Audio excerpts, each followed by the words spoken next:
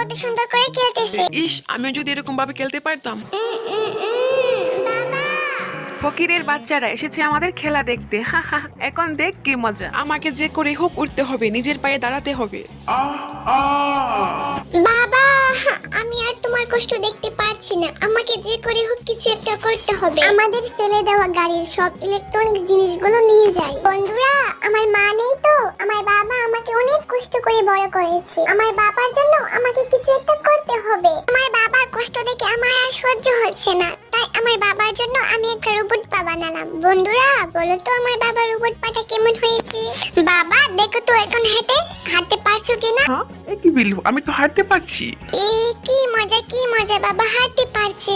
এসো বাবা, তোমার প্রিয় খেলা ফুটবল খেলবে, অনেকদিন ধরে খেলো না। হ্যাঁ, সেদিনের এই লোকটা আর ওই ছেলেটা, এই লোকটা হাঁটতে পারছে কি করে? অনেকদিন পর ফুটবল খেলতে পারছি বিল্লু, শুধু তোমার